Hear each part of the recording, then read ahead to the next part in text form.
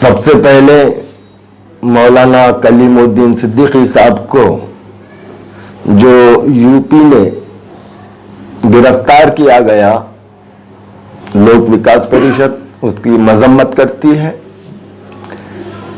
मौलाना मुस्लिम है इसलिए नहीं, बल्कि इसलिए कि योगी जैसे भोगी के जरिए से लोकतंत्र को खतरा हो रहा है और किसी को भी इस तरीके से गिरफ्तार कर देना ये संविधान को कमजोर करने की बात है, इसलिए हम उसकी मजम्मत करते हैं। दूसरी बात, आज आप लोगों को यहां पर इसलिए बुलाया गया है कि हाल ही में महाराष्ट्र गवर्नमेंट ने महानगर पालिका के इलेक्शन के ताल्लुक से बहु प्रभाग रचना किया है। ये बहु प्रभाग रचना ये है औरंगाबाद महानगर पालिका की जैसे जितने भी महानगर पालिका है उनके लिए कि यहां पर अब 3 वार्डों का 1 वार्ड होगा। 1 वार्ड के नागरिक 3 वार्ड में वोटिंग करेंगे। इसकी वजह से इसका मतलब ये हुआ कि प्रस्तापित पक्ष जो है जैसे शिवसेना, भाजपा, कांग्रेस, राष्ट्रवादी, ये पक्षों के अलावा कोई भी अब महानगर पालिका जीतकर नहीं जा सकता। ये इन्होंने प्लानिंग बना दी है। अब तक ये होता था कि छोटे मोटे जो पक्ष रहते, अपक्ष उम्मीदवार रहते और वो कार्यकर्ता रहते कि हर मोहल्ले में कुछ ऐसे कार्यकर्ता रहते जो अपने मोहल्ले में सेवा और खिदमत का काम करते हैं 5 साल।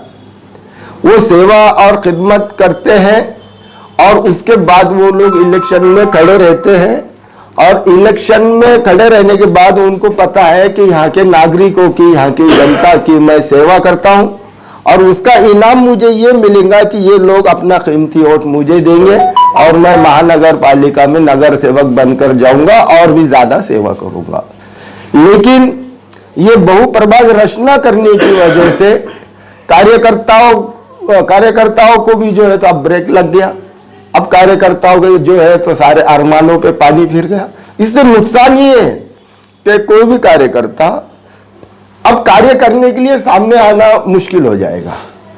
इससे जो है तो पब्लिक का नुकसान है कि कार्यकर्ता नहीं रहेंगे तो पब्लिक की जो रोजाना की समस्या रहती वो कौन हल करेगा। ये शिवसेना, भाजपा, कांग्रेस, राष्ट्रवादी, ये लोग आपको कभी मोहल्ले में नजर नहीं आते। लोगों के रोजमर्रा की परेशानियों को फेस करने के लिए ये लोग नजर नहीं आते। लोगों के रोजमर्रा की परेशानी को हल करने के लिए हर मोहल्ले में जो है तो लोकल कार्यकर्ता रहते जो उनके प्रॉब्लम को सॉल्व करते रहते। और अगर से ये सिर्फ प्रस्तापित पक्ष ही महानगर पालिका में जाएंगे, इनका प्लानिंग ही ये है कि ये जो है तो ये 3 पक्ष है, शिवसेना, कांग्रेस, राष्ट्रवादी कांग्रेस। इसी 3 पक्ष के हिसाब से ये लोगों ने 3 वार्ड का एक प्रभाग बना दिया कि एक कांग्रेस को देंगे, एक शिवसेना को देंगे और एक राष्ट्रवादी को देंगे। बाकी सब पक्षों का खेल खत्म। और इसमें जो दलित समाज के कार्यकर्ता होते हैं वो जो है तो अपने मोहल्ले में अच्छे पैमाने पे काम करते हैं और एक नेतृत्व करने की क्षमता रखते हैं। इसी तरीके से मुस्लिम कार्यकर्ता जो है वो भी अपने मोहल्ले में काम करते हैं। वो लोग जो है तो किसी पक्ष के सहारे नहीं रहते, वो लोग अपने बल पर, पब्लिक के दुआओं से और अपने काम के बल पर महानगर पालिका में जाते हैं। अब ये बहुप्रभाग रचना की वजह से ये सारे लोगों पर ब्रेक लग गया, इसलिए लोक विकास परिषद इसका पुरजोर विरोध करती है। सिर्फ ऑफिस में बैठ के नहीं, हम इसके लिए रोड पर उतर के भी इसका विरोध करेंगे, इसके खिलाफ आंदोलन करेंगे। और इसी तरीके से जितने भी छोटे पक्ष है और जो जिम्मेदार लीडर्स है, जागरूक नागरिक है, उन सब से मैं गुजारिश करता हूं कि इसको कबूल मत कीजिए। ये बहु प्रभाग रचना को कबूल मत कीजिए। इसके खिलाफ आप जैसा भी लड़ सकते हैं आप लड़िए। इसी तरीके से मैं MIM के कायद जनाब असद साहब और वंचित के अध्यक्ष बाला साहेब अम्बेडकर, इनसे भी विनती करता हूं कि ये दलित मुस्लिम, ये दो समाज, इनकी राजकीय जमीन खिसकाने की कोशिश की जा रही है। दलित समाज का नेतृत्व खत्म करने की कोशिश की जा रही है।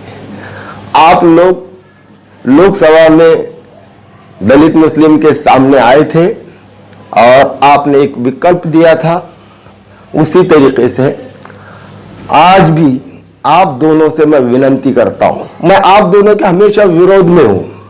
मैं आज तक आप लोगों को फेवर नहीं किया, ना ही आपको मैंने कभी इनडायरेक्ट बात करने की कोशिश की, लेकिन आज मैं आपसे विनती करता हूं कि लोगों को, आप वाकई में दलित मुस्लिम के नेता अपने आप को समझते हो, तो इनके लिए आपके एक आवाज पे लोग रोड पर आने को तैयार है। तो एक आवाज लगाइए कि हम माननीय मुख्यमंत्री उद्धव ठाकरे के घर का घेराव करेंगे, बंबई में एक मोर्चा ले जाएंगे। आपके एक आवाज पे लोग आगे आ जाएंगे। आप एक आवाज लगाइए। इसी तरीके से आप लोगों को क्या करना है इसके बारे में तो मैं आप लोगों से विनती करता हूं, लेकिन लोक विकास परिषद कल शनिवार को सुबह 10 बजे से शाम में 6 बजे तक इस महाराष्ट्र सरकार के खिलाफ आंदोलन छेड़ रही है। कल जो है तो दिन भर लोक विकास परिषद का डिविजनल कमिश्नर के सामने एक आंदोलन की शक्ल ये रहेंगी कि वहां पर लाक्षणिक उपोषण रहेगा। ये लाक्षणिक उपोषण कल औरंगाबाद में रहेगा और हर एक दिन के बाद मराठवाड़े के हर शहर में रहेगा। इसी तरीके से हम कोर्ट में भी इसके खिलाफ जाएंगे, हर तरीके से लड़ाई लड़ेंगे। आप भी लड़िए, इसको मान्य मत कीजिए, वरना नीचे की लेवल से लोकतंत्र को खत्म करके आपके राजनीति को खत्म कर दिया जाएगा। धन्यवाद। जैसा आपने अपील की है कि MIM से और वंचित अघाड़ी से, तो क्या आपको लगता है कि सर इनकी अपील पे एक एकता दिखाई देगी और लोग रोड पे आएंगे और आपने ऐसा आवाज लगाएंगे और साथ देंगे और लोग उसके समर्थन में आएंगे? वंचित और MIM से मैंने विनती की है कि आप आवाज लगाइए। मुझे ये उम्मीद है कि आज भी जो है तो जज्बाती लोग बहुत ज्यादा है, जिनको अकल कम है वो लोग ज्यादा है, इनके पीछे धर्म के नाम पे चलने वाले लोग ज्यादा है, इसलिए वो लोग इनके पीछे आएंगे। मुझे उम्मीद है इस बात की। सर आखिर क्या वजह है कि पूरे महाराष्ट्र में हम देख रहे हैं कि ये प्रभाग का रचना की गई, सिर्फ बंबई को छोड़ दिया गया, मुंबई को, इसके ऐसा क्यों सर? कि क्या समझते हैं उसके बाद? हाँ, बंबई को इसलिए छोड़ दिया गया, अच्छा सवाल किया आपने।